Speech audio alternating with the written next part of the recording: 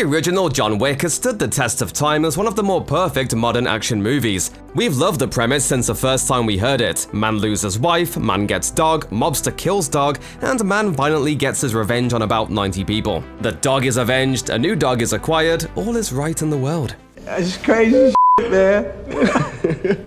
But then the world expanded. John Wick Chapter 2 came along, furthering the story of the vengeful assassin and ladling out more lore about the circle of killers in which he used to run. Maybe, the film posits, some people get upset when their relatives get stomped, the same way that John Wick got upset about his stomped-up dog.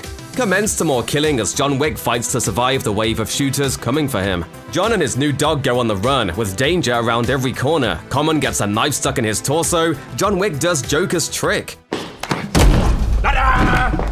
Truly, it doesn't get any better than this, or so we thought. And then… I'm thinking I'm back!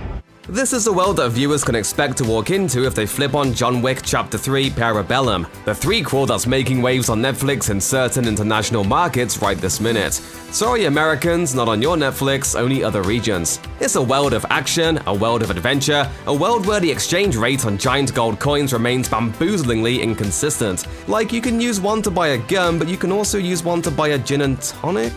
Whatever, that's not the point. The movie picks up right where Chapter 2 left off, so John Wick has a $14 million bounty on his head. With an hour to leave the city and a promise that he'll stomp any assassins that try to take him out, our hero makes a hasty escape, taking a break to fight some guys in an antique warehouse to keep things interesting. A jet-setting adventure is well underway, and Wick takes off for Casablanca, searching for a higher-up from the high table. Basically, he wants to speak to a manager.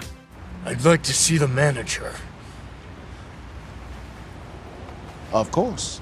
Meanwhile, in New York, change is the only constant, and Wick's old buddies, the Bowery King and Winston, are being forced out of their positions of power on account of their having helped the protagonist. There's plenty of blood, lots of fights, a horse versus motorcycle battle in heavy traffic, and so on. Most importantly, thanks to the addition of Halle Berry's Sophia, the dogs finally get a chance to do some stomping of their own. Good to see you too. I should shoot you in the head right now. I know. Basically, if you're looking for a good time at the movies and don't mind watching your hero slaughtering roughly 100 goons, John Wick Chapter 3 Parabellum might just be your jam. I gotta tell you, I've been looking forward to meeting you for a long time.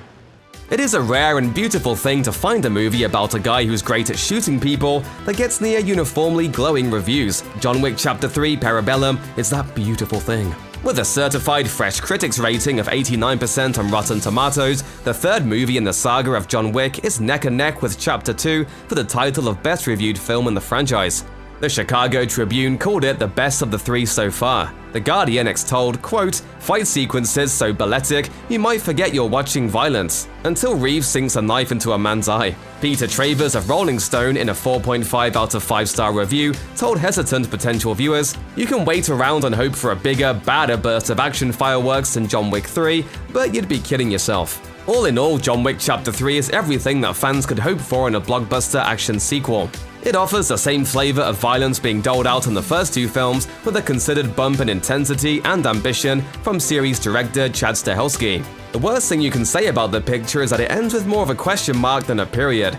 But like everything else about the movie, that's a choreographed move. John Wick Chapter 4 is slated to hit theaters in 2022.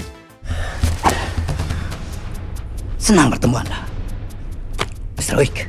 Check out one of our newest videos right here, plus even more Looper videos about your favorite movies and TV shows are coming soon. Subscribe to our YouTube channel and hit the bell so you don't miss a single one.